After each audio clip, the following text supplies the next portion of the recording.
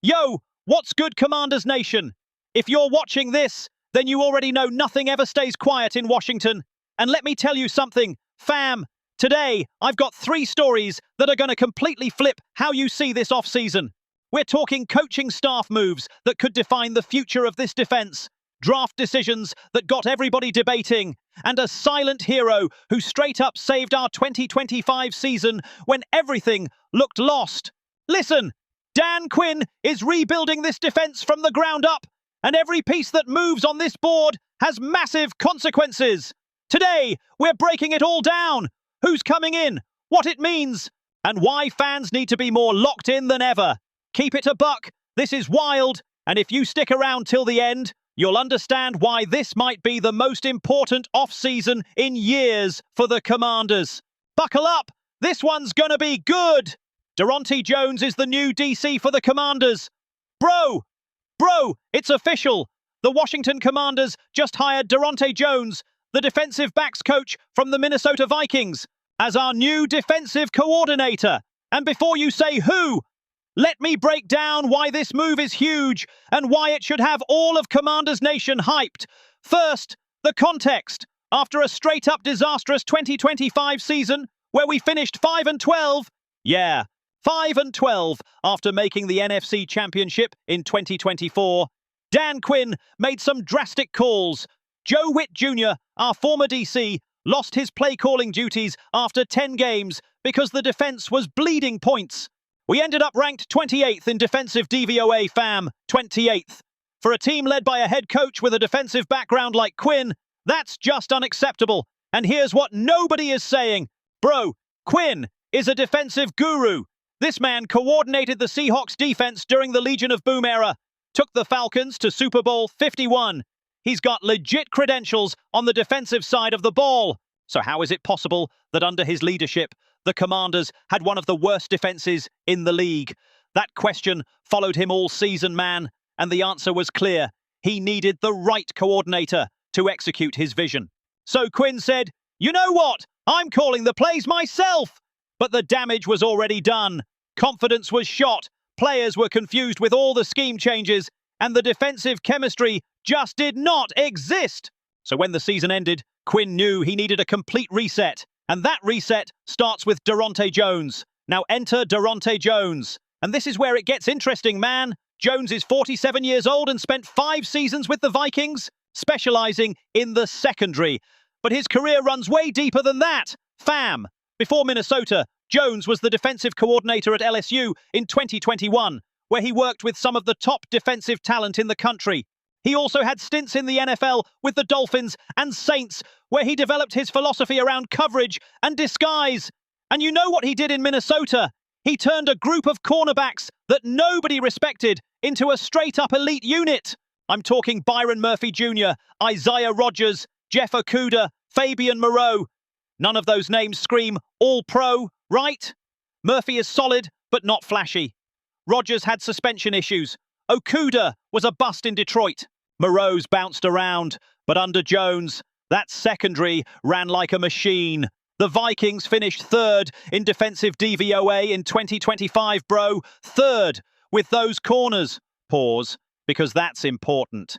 That tells you everything about what Jones can do with schemes, coaching, and talent development. He doesn't need superstars. He creates superstars.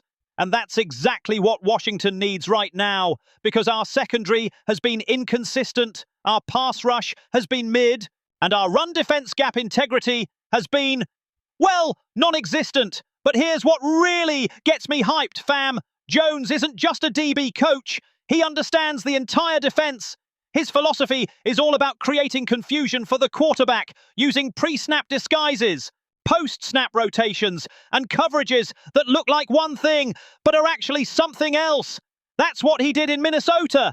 And that's what Brian Flores, the Vikings DC, let him build. Jones was a key piece of that staff. Man, and now he's got his own defense to mold. And let me tell you something else, bro. Jones brings passion. There's a clip floating around Twitter from the 2024 Senior Bowl, and this man is out there yelling, motivating, teaching, leading. That kind of energy is contagious. That's what you want in a coordinator. Not just someone drawing X's and O's on a whiteboard, but someone who inspires players to play at their highest level. Now, this is Jones's first DC job in the NFL since 2021, when he was at LSU. But don't let that fool you, fam.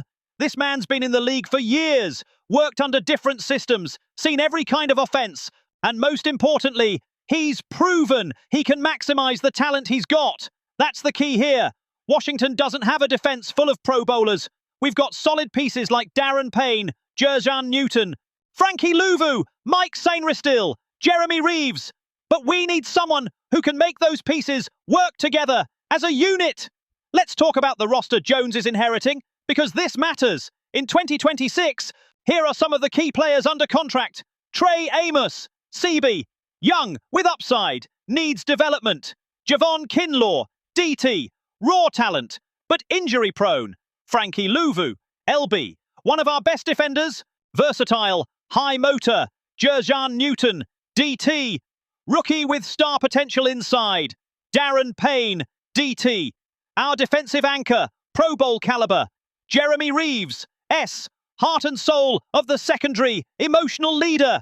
Mike Sainristil, CB, rookie who flashed, needs coaching. But here's the issue. Fam, Bobby Wagner, Von Miller, and Preston Smith are all free agents. Wagner is 35 and might retire or sign with a contender. Miller is 37 and in the same boat. Smith is younger, but hasn't been the same since arriving. So Jones is going to have to work with what he's got and bring in new talent through free agency and the draft. And here's where it gets really interesting. With Jones coming from a secondary background, there's a lot of buzz about how that might shift the draft strategy. According to Rigo's rag, this could turn into a two-horse race between two prospects.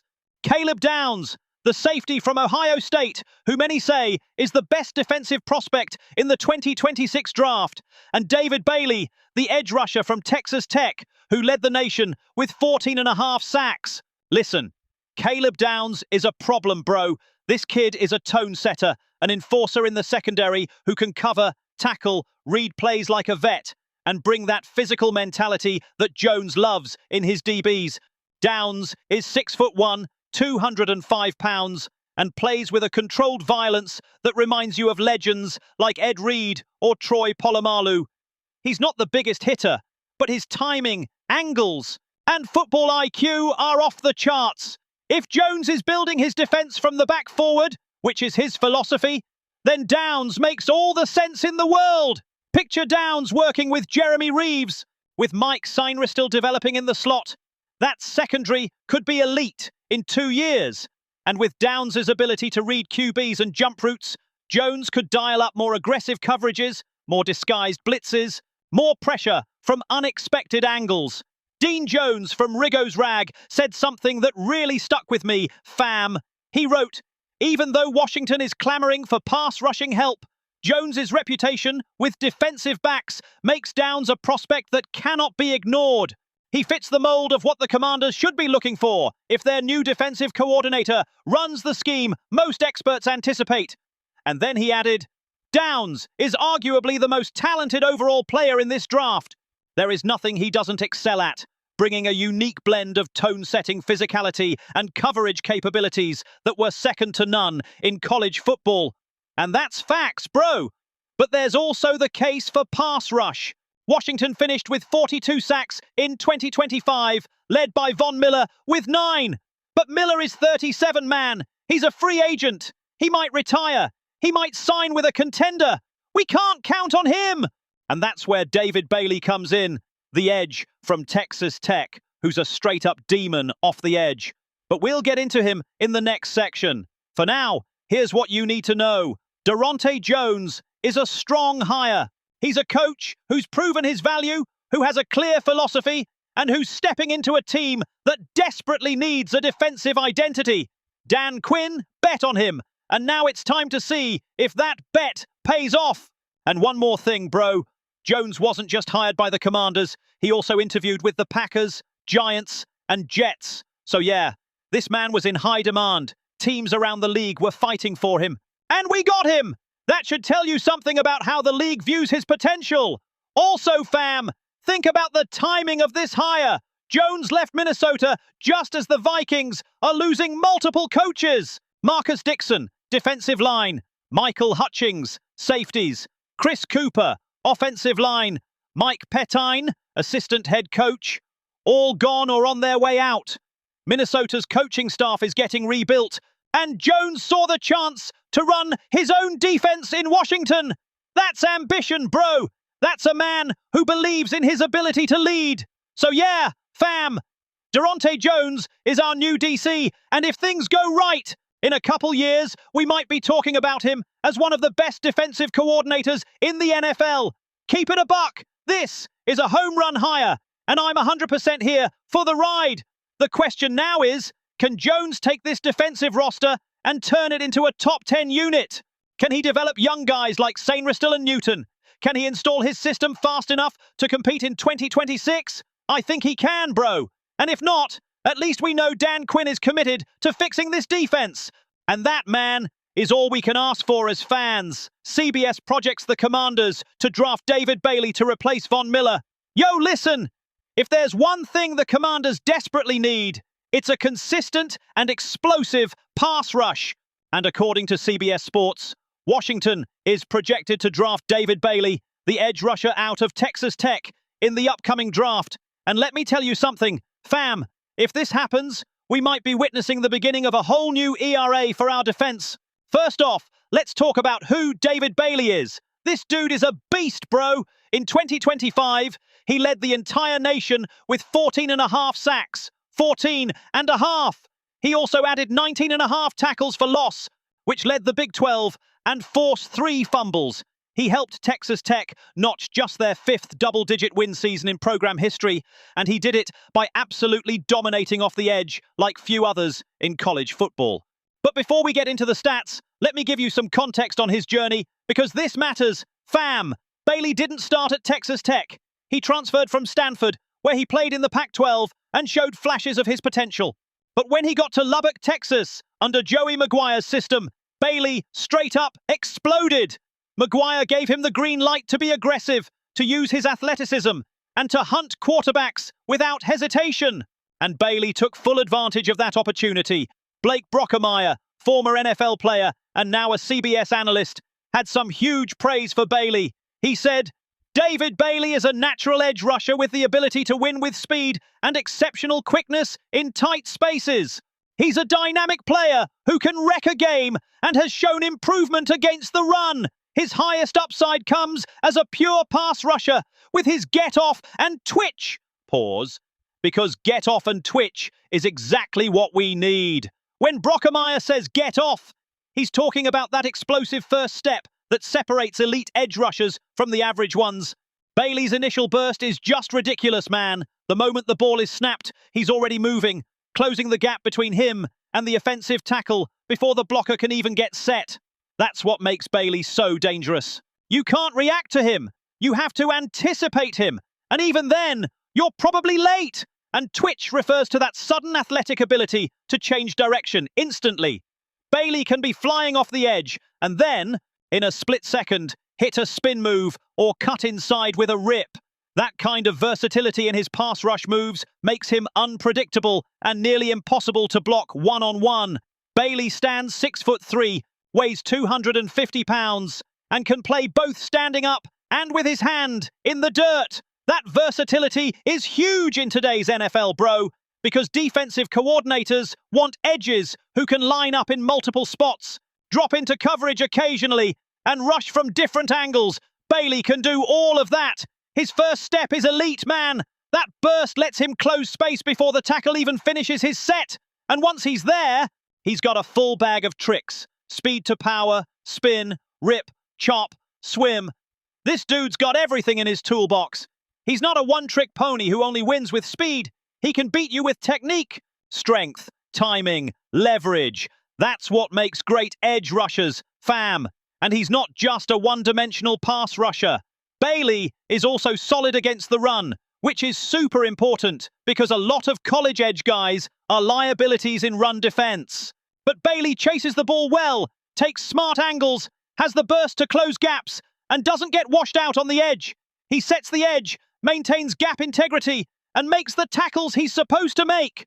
And while you're not going to ask him to cover a ton, he's shown some ability in short area zone drops. In college, they occasionally had him drop back, and he looked comfortable reading the quarterback and reacting to routes. That's a bonus, bro, because in today's NFL, edge guys got to do more than just rush the passer. Now, why does Washington need Bailey? Let me paint the full picture, fam. In 2025, the Commanders had 42 sacks. Sounds decent, right? But 9 of those came from Von Miller, who's now 37 and a free agent. Miller might retire. He might sign with a contender that's one piece away from a Super Bowl. We can't count on him coming back.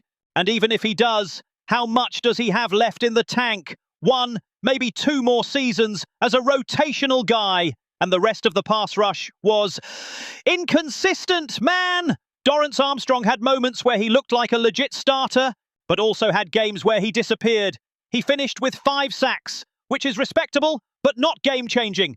Deatrick Wise Jr. only played 2 games before a quad injury ended his season, and he's also a free agent. Wise is 32 and never been an explosive athlete, so he's not a long-term answer. So basically, we've got a hole at edge, and that's where Bailey comes in.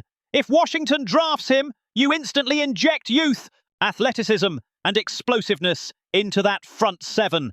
Pairing him with Dorrance Armstrong gives you solid bookends. Armstrong can be the steady vet who does his job, and Bailey can be the game wrecker who brings constant pressure. And if you combine that with Darren Payne and Jerjan Newton inside, suddenly you've got a front 4 that can bring heat from multiple angles. Picture this, bro. It's 3rd and 7. The opposing QB is in shotgun, and Bailey's lined up on the edge. The tackle's nervous because he knows Bailey's got that explosive get-off. Bailey fakes outside, the tackle bites, and Bailey cuts inside with a rip move. Boom! Sack! That's what Bailey can do. Play after play, man! But here's the million-dollar question. Fam, is Bailey the right pick with Daronte Jones as the new DC? Because Jones comes from a secondary background, and like we said earlier, Caleb Downs, the safety from Ohio State, is also in the mix. So do you prioritize pass rush or secondary? Honestly, bro, I think both are valid. But if you ask me, I think pass rush is more critical right now. Why? Because an elite pass rush helps the secondary. If you can collapse the pocket in 2.5 seconds, it doesn't matter how good the other team's receivers are, the QB doesn't have time to find them. And that's what Bailey gives you. Constant disruption, edge pressure, and the ability to wreck a game. Plus, fam, think about this. Jones is a master at developing DBs. He can take average corners and safeties and turn them into solid players. He proved that in Minnesota. But you can't teach edge explosiveness. You either have it or you don't. And Bailey's got it in spades. You can teach technique, hand placement, timing, but you can't teach that burst, that twitch, that ability to win one-on-one against elite tackles. And here's another point nobody is talking about, bro. Bailey played in the Big 12, which is known for high-powered offenses and top-tier offensive tackles. He went up against some of the best blockers in college football and dominated. That tells you he can hang with elite competition. Now, obviously, all of this is just projection until the draft happens. But if CBS is projecting Bailey to Washington, it's because it makes sense from multiple angles. Positional need, check. Talent available, check. Fit with the new DC, check. Because even though Jones is a secondary guy, he knows he needs pressure up front to make his coverages work. One last thing, man. There's a clip on Twitter of Bailey straight up destroying offensive tackles, and the tweet says, David Bailey is an absolute demon. If you want the highest ceiling edge in this draft, this is your guy. And after watching that tape, bro, I'm convinced this kid could be special. He's got the motor, the talent, the mindset. And if Dan Quinn and Adam Peters decide to go that route, I'm 100% on board. Also, think about the cultural impact Bailey could bring, fam. The Commanders need players with edge, no pun intended, with attitude, with that killer instinct. Bailey brings that. Every play, he's hunting. He doesn't take plays off. He doesn't chill. That mentality is contagious and can elevate the whole defense. So yeah, fam, David Bailey to Washington. Sounds good, right? Now we just wait and see if it actually happens. But if it does, bro, get ready to watch this kid become one of the best edge rushers in the NFC over the next few years. Book it! Chris Rodriguez Jr., named the unsung hero of the Commanders' 2025 season. Yo, fam! If there's anyone who deserves a standing ovation from Commanders Nation, it's Chris Rodriguez Jr. And nah, I'm not exaggerating. This dude was the unsung hero of our 2025 season. And according to NFL.com, he was the most underrated player on our roster. And after seeing what he did, bro, I couldn't agree more. Let me give you the full picture, because this story matters. The 2025 season was an absolute disaster for the Commanders. We finished 5-12, which was a brutal drop-off after making the NFC Championship game in 2024. Jaden Daniels, our franchise quarterback, was in and out of the lineup with injuries. Shoulder, ankle, hand. It felt like every week there was a new injury report with his name on it. The offense couldn't find rhythm. The receivers weren't getting separation. The O-line was struggling in pass protection. And to top it off, in week 2 against the Packers, Austin Ekeler tore his Achilles and was done for the year. And when that happened, fam, we all thought, welp, that's it. The backfield is cooked. Ekeler was our vet, our pass-catching back, our third down guy. He brought experience, versatility, leadership. Without him, who was going to carry the load? Brian Robinson Jr.? He was also banged up. The rookie, Jackery Krosky-Merritt? He had hype, but was still unproven. But then Chris Rodriguez Jr. stepped up. Pause, because this moment deserves respect. Rodriguez, a 6th-round pick from the 2023 draft, wasn't a name that got anybody excited. No hype, no buzz. He wasn't on any breakout candidate list before the season. But when Ekeler went down, this dude stepped up like few have. And he didn't just fill in, bro. He became one of the most reliable pieces in the entire offense. Starting in week 9 against the Seahawks, Rodriguez began to take on a bigger role. And in that 27-22 win over the Giants, he led the team with 52 rushing yards. Now, 52 yards doesn't sound like much, right? But in the context of that season, where the offense was struggling to generate anything on the ground, those 52 yards were huge. Rodriguez was moving the chains, getting tough yards, giving Jaden Daniels breathing room to make plays off play action. But that was just the beginning, fam. Over a 5-game stretch, weeks 9 through 13, Rodriguez carried the ball 54 times for 253 yards, averaging 4.7 yards per carry, and he scored 3 touchdowns during that span. This dude was producing at a level nobody expected. It wasn't just volume, it was efficiency. Every time Rodriguez touched the ball, something good happened. And the advanced stats back it all up, bro. Rodriguez finished the season with 500 rushing yards and 6 touchdowns on 112 carries. But here's the crazy part. Most of that production came in the final 7 games, where he racked up 381 yards and 5 scores on 85 attempts. That's an average of 4.48 yards per carry over those last 7 games. Man! And if you look at the advanced metrics, Rodriguez posted a 0.03 rush EPA, expected points added, per carry, which tied him for 5th among running backs with at least 100 carries. That's elite efficiency. To put it in perspective, fam, the rookie Jackery Krosky-Merritt, who had all the hype, finished with a negative 0.06 rush EPA per carry. So yeah, Rodriguez was significantly more productive than the rookie who was supposed to be the future of the backfield. On top of that, Rodriguez had a 45.5% success rate, meaning nearly half of his carries resulted in positive gains that either moved the chains or put the offense in manageable situations. He forced 29 missed tackles on the season, which is wild considering he only had 112 carries. That means on over 25% of his touches, Rodriguez made someone miss. And he averaged 3.46 yards after contact per carry, which tells you he wasn't relying on the O-line to create holes. He was making his own yards. And here's the most impressive part. Rodriguez did all of this while competing with rookie Jackery Krosky-Merritt, who came in with hype and expectations. Krosky Merritt was the shiny new toy, the guy fans wanted to see, the back with explosive upside. But when it came down to it, it was Rodriguez who earned the coaching staff's trust. He was the one showing up in short yardage situations. He was the one bringing stability when everything else was falling apart. And here's what I love about Rodriguez's story, bro. He's a grinder. Came out of Kentucky, where he was a workhorse back who carried the ball over 500 times in his college career. He's got that old-school running style, downhill, physical, no nonsense. He's not the fastest.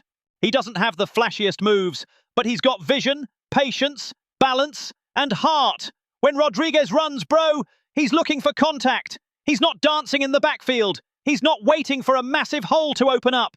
He sees daylight, hits it, and gets what he can. And in short yardage situations, when you need 1 yard for a first down, Rodriguez is the guy you want with the ball. He falls forward, protects the rock, and always gets positive yards. And the best part, fam, is that Rodriguez got 0 national recognition. No Pro Bowl, no All-Pro. He wasn't even mentioned in most conversations about standout running backs this season. The national media ignored his production because the Commanders were a 5-win team that nobody was watching. But for those of us who watched every game, who understand what this dude did for the team, he was a hero. NFL.com said it perfectly, man. Rodriguez may not be heading to the Pro Bowl this season, but he showed he was far more than just depth, providing dependable and efficient play when the Commanders needed it most. And that's exactly what he was. Bro, dependable, efficient, clutch. In a season where nothing went right, where injuries wrecked the roster, where the offense never found its rhythm, Chris Rodriguez Jr. was one of the few bright spots. And for that, fam, he deserves all our respect. Think about this. Rodriguez is a 6th-round pick. Those guys rarely even make the roster, let alone contribute in a big way. But he didn't just survive, he thrived. He took his opportunity and made the most of it. And now, heading into 2026, he's established a floor for his career. He's no longer just a camp body or a practice squad guy. He's a proven contributor who can be part of the rotation long-term. And here's what gets me excited for the future, bro.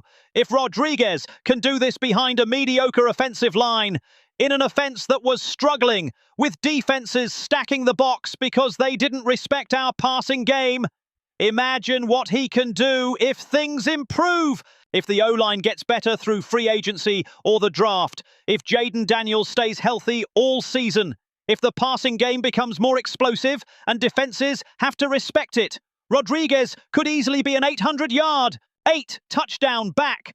Plus, fam, Rodriguez has the perfect profile to be a complimentary back in a committee. He doesn't need 20 carries a game to be effective. Give him 10 to 12 touches. Use him in short yardage. Use him off play action. And he's gonna produce.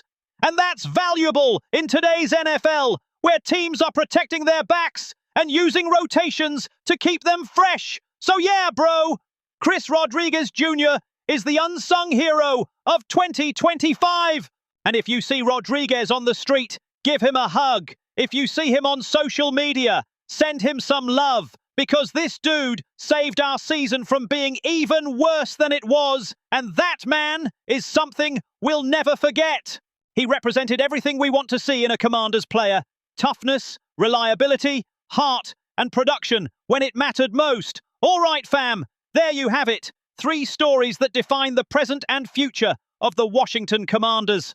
Durante Jones coming in as our new DC, bringing a secondary-first philosophy that could reshape the defense.